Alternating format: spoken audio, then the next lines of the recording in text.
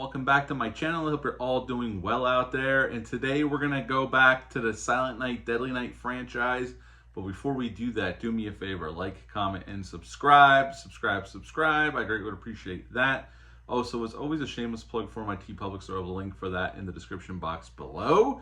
And we're going back to 1989, folks, for Silent Night, Deadly Night 3, Better Watch Out. Now, I've reviewed part 1 more than once. I actually did a live stream on a couple years ago, and I've reviewed part 2. I'm going to make a whole playlist. We're going to go through 3, 4, and 5. I have this set from Lionsgate put out by Vestron Video. This is my first time reviewing 3, 4, and 5. I'm going to go through these, getting ready for the remake next Friday, which I'm very excited about. And I have not seen part 3 since the mid-90s, I will tell you that. So this was kind of like a fresh watch. I remembered a little bit, mostly Bill Moseley, not a whole lot about the rest of it. But Silent Night, Deadly Night 3 came out, or hit home video, November 9th of 1989. It's rated R. It's an hour and 30 minutes long. This was directed by Monte Hellman. Now, Monte Hellman had a nice career producing and directing. He actually produced Reservoir Dogs as well, and he also had a hand in directing The Terror for Roger Corman. And well, that's going to come up again. The Terror came out in 1963, had Jack Nicholson in it. In this film, we have Samantha Scully playing Laura.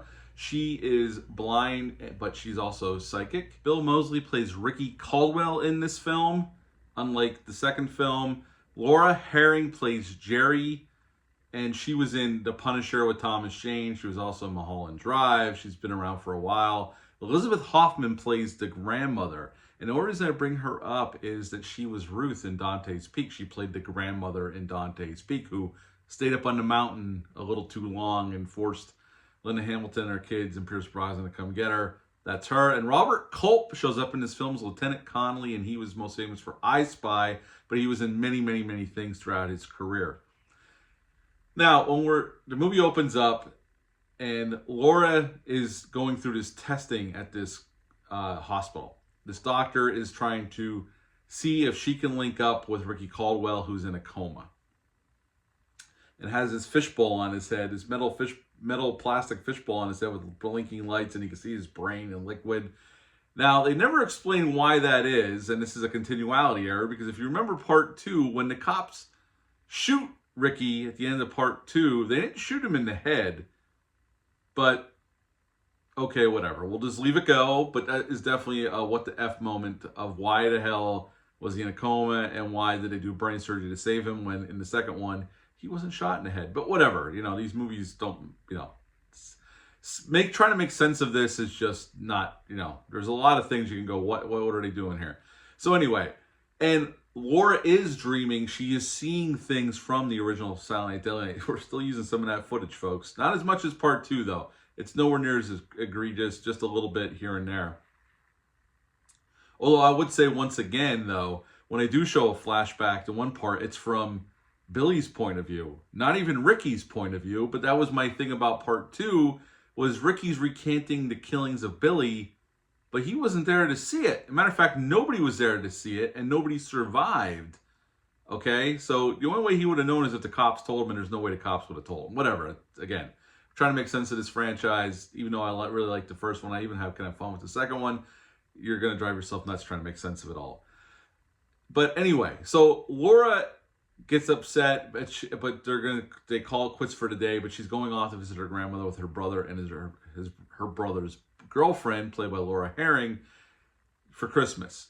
So shortly after she leaves, Ricky wakes up. The Santa Claus goes into his room, this drunken Santa Claus, which you think this room would have more security, considering this is like research, like top secret research. And Ricky wakes up, kills the Santa, kills a few more people, and makes a beeline for Granny's house because he wants to kill Laura. That's his whole goal, because they're psychically linked and he wants to kill her.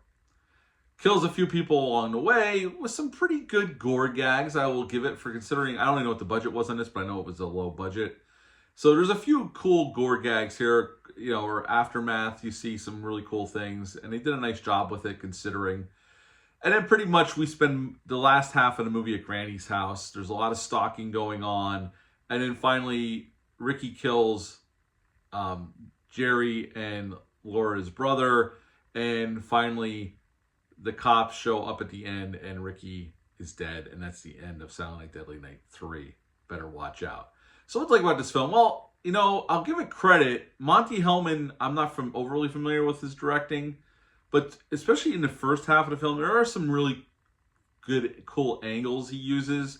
Now, as we get on in the film, it gets more standard point and shoot, very much TV-like, but I'll give him credit. The first part of the movie, there's some really cool camera moves, and it's competently shot for what we're going for here. It's not like it's not bad. The performances are okay. The script's not the greatest.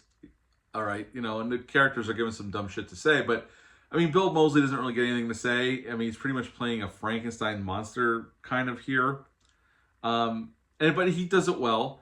I think, Samantha Scully does good with Laura, playing that part of the blind psychic girl who's tormented. Laura Herring's good in her small role. Everybody's decent here. It's not that. The script is it's not the greatest. I can't, from what I read, the original script they threw out because it was so bad. So if this was an improvement, I can't imagine what the original script was. Between the acting and that, I think the movie's fine on that front. And some of the special makeup effects are fine.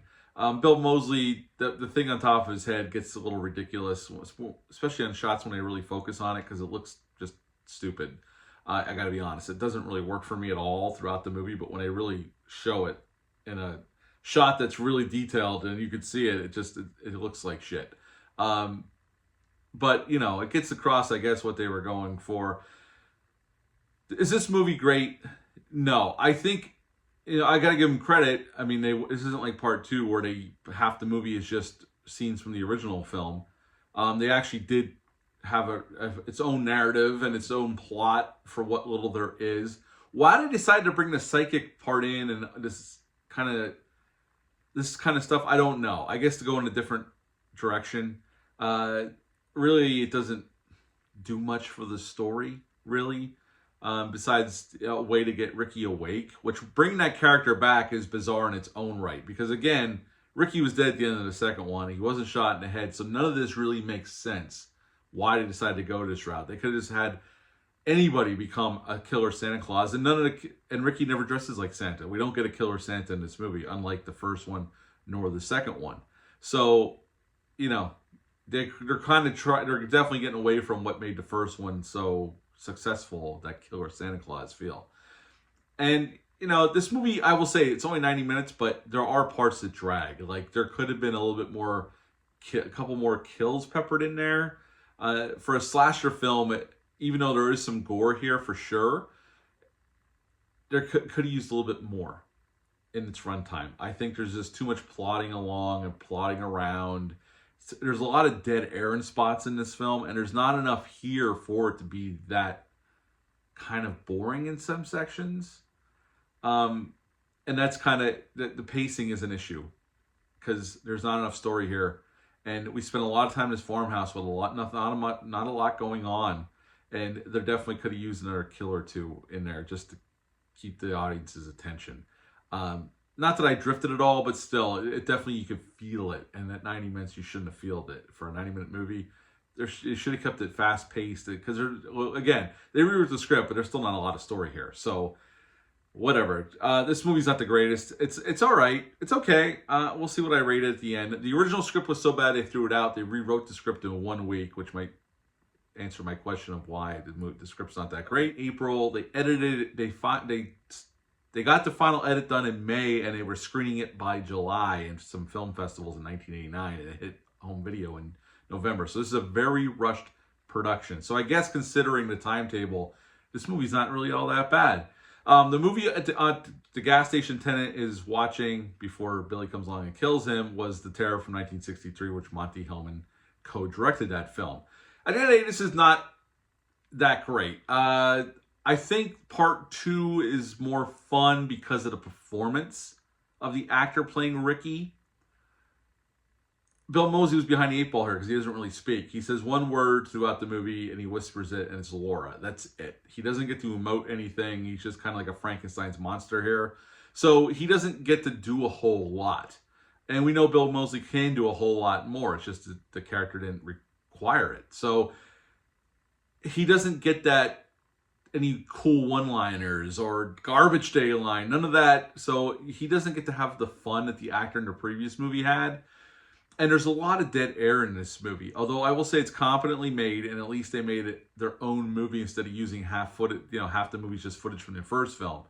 But at the end of the day, it's just in the middle, like very middle of the road. I would give Silent Night Deadly Night 3 a 5 out of 10. 5 out of 10 for Silent Night Deadly Night 3. Better watch out. Have you ever seen this one? Leave a comment down below. Let me know. Hit the thumbs up, hit the subscribe button, share this video. I greatly would appreciate that. I'll be back soon with part 4, and then we'll do part 5, and then we got the remake next week, which I can't wait for. But until next time, bye.